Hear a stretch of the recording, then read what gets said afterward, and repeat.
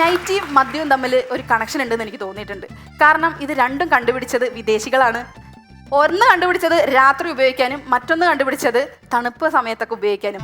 പക്ഷെ ഇത് നമ്മളെ മലയാളി കയ്യിൽ കിട്ടിയപ്പോൾ ഡെയിലി രാവിലെ മുതലാണ് നമ്മളിത് ഉപയോഗിച്ചുകൊണ്ടിരിക്കുന്നത്.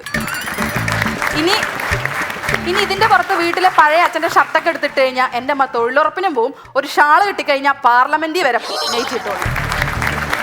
പക്ഷേ ഇപ്പോഴത്തെ പിള്ളേർ ഈ നൈറ്റിലൊന്നും ഒതുങ്ങി നിൽക്കുന്നവരല്ല കേട്ടോ, അവർ മോഡേൺ ഡ്രസ്സ് ഇടുന്നവരാ. പക്ഷേ എൻ്റെ അമ്മാവന് ഈ മോഡേൺ ഡ്രസ്സുകളൊന്നും ഇഷ്ടമല്ലാത്തതുകൊണ്ട് അമ്മാവൻ ഇപ്പോൾ പറഞ്ഞുണ്ടാക്കുന്നത് ജീൻസ് ഇട്ടാൽ ക്യാൻസർ വരും, ഷോർട്ട്സ് ഇട്ടാൽ അൾസർ വരും എന്നൊക്കെയാണ്. ഈ വക അസുഖങ്ങളൊക്കെ വരുമോ എന്ന് എനിക്കറിയില്ല, പക്ഷേ അമ്മാവന് നല്ല അസുഖം ഉണ്ടെന്ന് എനിക്കറിയാം. കാരണം പണ്ട് കോവളം ബീച്ചിൽ പോയപ്പോൾ മദാമ്മമാർ ബിക്കിനി ഇടാതെ ചുരിദാറിട്ട് വന്നതിന് 1.5 മാസം ഡിപ്രഷനിലായിരുന്നു പുള്ളിക്കാരൻ. ഈ ഡ്രസ്സുകളെ കുറിച്ച് പറയുമ്പോഴേ നമുക്ക് ഒഴിവാക്കാൻ പറ്റാത്ത ഒന്നാണ് ഫാൻസി ഡ്രസ്സ് കോമ്പറ്റീഷൻ. സ്ഥിരമായിട്ട് ഫാൻസി ഡ്രസ്സിന് വേണ്ടി കാശ് മുടക്കാൻ പിശുക്ക് കാണിച്ചിട്ട് 1 മുതൽ 7ാം ക്ലാസ് വരെ ആദിമ മനുഷ്യൻ്റെ വേഷം ചെയ്യുന്ന ഒരു കൂട്ടുകാരൻ എനിക്കുണ്ടായിരുന്നു. അതാവുമ്പോൾ 4 ചേമ്പല മതിയല്ലോ. 7ാം ക്ലാസ് വരെ അവൻ ആ ചേമ്പലയും കൊണ്ട് കയറി.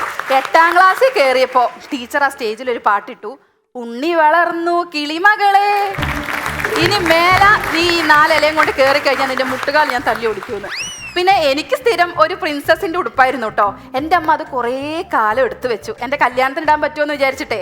ആ സമയത്ത് എടുത്ത് നോക്കിയപ്പോൾ ഉണ്ട് തീരെ ഇറക്കൂല, അതേ ഇത്രയേ ഉള്ളൂ. അതുകൊണ്ട് ഞാൻ കല്യാണത്തിന് ഇട്ടില്ല, പക്ഷെ എൻ്റെ സേവ് ദ ഡേറ്റിന് ഇട്ടു. ഈ ഡ്രസ്സുകൾ കുറച്ച് കാലം കഴിയുമ്പോൾ അല്ലെങ്കിൽ നമുക്ക് ഉപേക്ഷിക്കേണ്ടി വരും അല്ലേ. പക്ഷേ എത്രയൊക്കെ ഉപദ്രവിച്ചാലും ചില ഭാര്യമാർക്ക് ഭർത്താക്കന്മാരെ ഉപേക്ഷിക്കാൻ പറ്റാത്ത പോലെയാണ് ചിലർക്ക് നിക്കറിൻ്റെ കാര്യത്തിൽ. എത്രയൊക്കെ പഴകിയാലും വലിഞ്ഞാലും തുള വീണാലും അതങ്ങോട്ട് ഉപേക്ഷിക്കുക എന്ന് പറഞ്ഞാൽ ഭയങ്കര വിഷമമാണ്.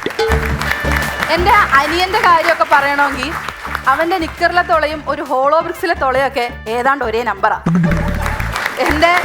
എൻ്റെ മൂത്ത മോൻ 100 വരെ എണ്ണാൻ പഠിച്ചത് അതിലെ തുളയെണ്ണീട്ടാ. അയ്യോ, ഞാനിതേ പറഞ്ഞ് സാരി തുടങ്ങി ഇപ്പം നിക്കർ വരെ എത്തി നിൽക്കുക. ഇനി എന്തേലും പറഞ്ഞു കഴിഞ്ഞാൽ ഒന്നുമില്ലാത്തതൊക്കെ പറയേണ്ടി വരും. കണ്ടന്റിലൊന്നും ഉണ്ടാവില്ല എന്ന്. അതുകൊണ്ട് ഞാനിവിടെ നിർത്തുന്നു. നന്ദി, നമസ്കാരം.